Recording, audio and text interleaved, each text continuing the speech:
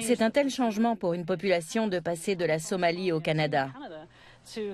Tout est différent. Le pays, la culture et aussi les habitudes alimentaires. Il importe de déterminer ce qui, dans la nouvelle alimentation, est capable de faire réagir certaines bactéries intestinales. Chacun connaît l'adage « on est ce qu'on mange ». En Somalie, on consomme énormément d'aliments fermentés, une habitude qui est éventuellement abandonnée au Canada. C'était notre mode de vie. Pas de maïs, pas de soja, aucun aliment génétiquement modifié. Uniquement des choses très naturelles. Pas de pesticides, pas d'hormones, rien. Il se peut qu'un microbe présent dans les aliments fermentés leur fasse défaut aujourd'hui. Un microbe censé interagir avec d'autres microbes du système digestif. Avec une pièce manquante, le microbiote n'est peut-être plus en mesure de fonctionner correctement. Le docteur Alan Vercoe cherche à savoir si l'écologie du système digestif pourrait être recomposée médicalement. Voici le robot boyau, notre système digestif artificiel. C'est une reproduction à l'identique de l'environnement gastro-intestinal humain. Il nous permet de cultiver certains micro-organismes qu'on ne sait pas cultiver en laboratoire. Ici, il se développe dans un environnement familier, en tant que maillon de l'écosystème.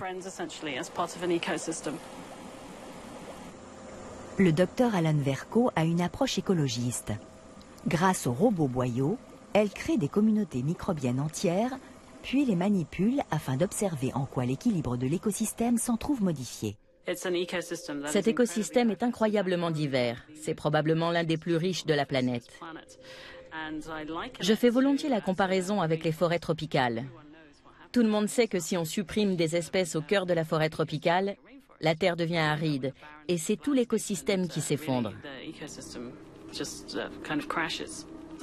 Nous pensons que beaucoup de maladies aujourd'hui découlent de ce genre de phénomène. Cette vision du microbiote intestinal comme écosystème nourrit l'espoir qu'un jour, des séries de microbes défectueux pourront être remplacés.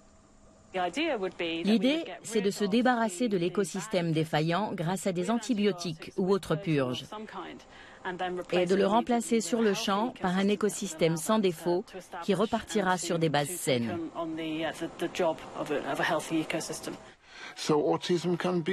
C'est peut-être l'absence d'un microbe et non sa présence qui provoque l'autisme.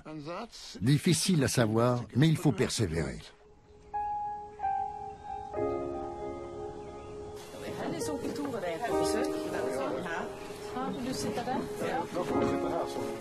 À Bergen, en Norvège, l'élaboration de thérapies basées sur la théorie des bactéries intestinales devient une véritable science, pratiquée par la famille même du docteur Midtvedt.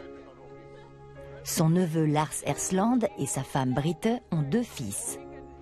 Le plus jeune, Erik, est autiste. How old was he when you first made the diagnosis? He was 6 years old when he got the diagnosis. Okay. But since he was 2.5 or something like that, he started to slip away.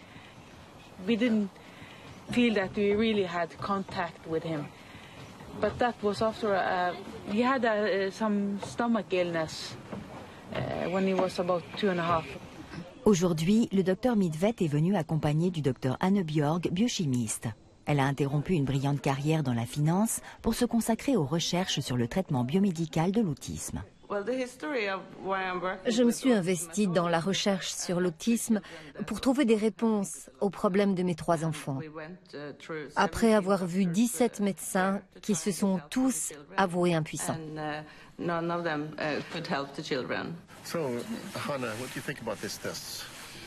Anne Bjorg, ayant trouvé aux États-Unis des ressources précieuses qui lui ont permis d'aider ses enfants, elle décide de rapporter ce savoir en Norvège.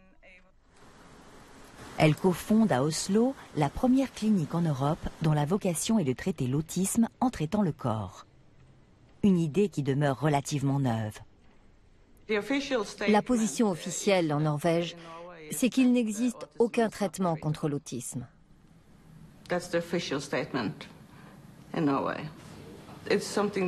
L'idée est neuve pour la communauté médicale, mais pas pour les parents qui côtoient la maladie depuis longtemps. Avant toute nouvelle prise en charge, Anne examine scrupuleusement l'historique et les habitudes de l'enfant. Comme préalable, sur 7 jours, les parents vont nous dire précisément ce que mange l'enfant, quel est son comportement à la maison et à l'école, comment il dort. Ensuite, à partir de là, nous entamons les examens médicaux. One thing that we see is that on the vitamin side, it looks like some of his values has gone up quite a bit. And it's interesting to see if that has any relation to his bacterial status or not. Avec l'aide d'experts tels que le docteur Midvet, Anne effectue des tests au niveau du système digestif. Après quoi, elle intervient sur le régime alimentaire en contrôlant la flore intestinale et les changements de comportement de l'enfant. Généralement, nous commençons par éliminer progressivement tous les produits contenant du lait, et ils sont nombreux.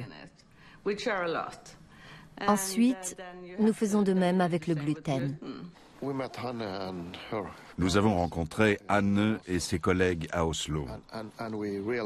Et nous avons réalisé l'importance d'éliminer le gluten, le lait et le maïs. Maintenant, je fais le pain moi-même. Nous avons aussi dû séparer la cuisine en deux. Il y a la partie avec et la partie sans gluten.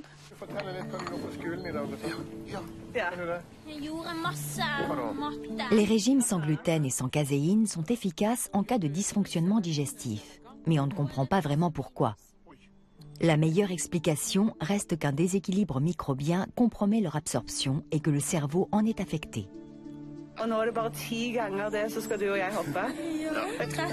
Anne a aidé Eric à améliorer son interaction sociale et ses capacités d'apprentissage. Mais ses parents rêvent de progrès plus importants encore.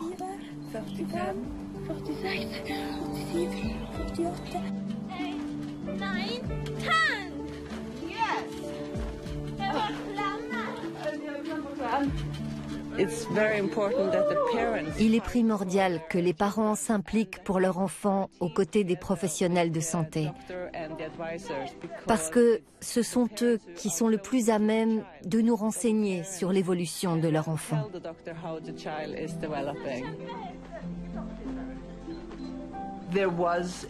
Des tests cliniques rigoureux du régime sans gluten et sans caséine ont été menés.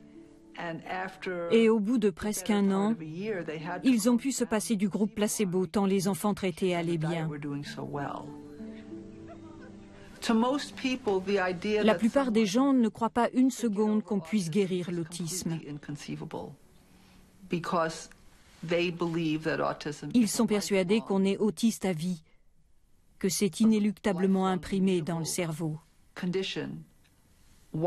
Quant à moi, j'en suis arrivée à la conclusion que rien ne prouvait une telle assertion. What's this? 5 minutes. Yeah, Cool down. that's your cool down. Opposite of exhausted is. Opposite of exhausted is have energy. Have energy means. Can keep going. What's this up here? Distance. Yeah, that's how many miles you're running, huh? Okay. Yeah, I don't think you ran 345 miles, honey. Okay. But it looks good.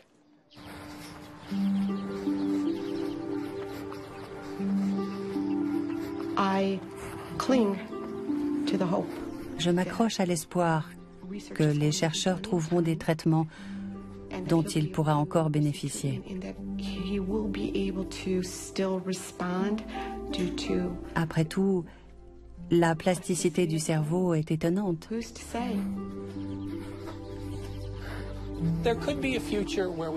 Peut-être un jour serons-nous en mesure de dépister ces bactéries chez les enfants et de réagir en les éliminant, en les contrôlant grâce à des bactéries saines ou en aidant le patient à métaboliser ses acides gras de la même manière qu'on aide les diabétiques à métaboliser le sucre grâce à l'insuline.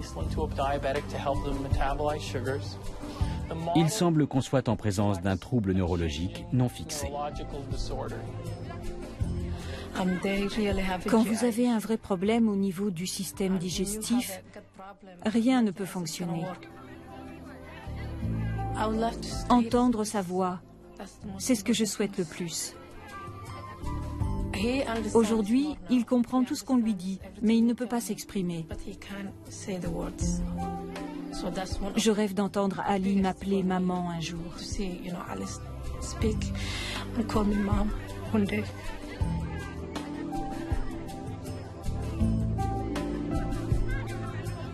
Il paraît de plus en plus évident que les perturbations de la flore intestinale à un stade critique du développement peuvent déclencher une forme d'autisme. De ce fait, les travaux actuels sur l'impact du microbiote intestinal sur le cerveau portent l'espoir que la maladie puisse être traitée et même prévenue. Jusque très récemment, on n'accordait que peu d'importance à la flore intestinale. On la considérait comme une population inoffensive, opportunément là pour consommer nos déchets. Nous n'avons découvert que très récemment qu'elle avait une action décisive sur la santé. En réalité, nous sommes à l'aube de cette découverte.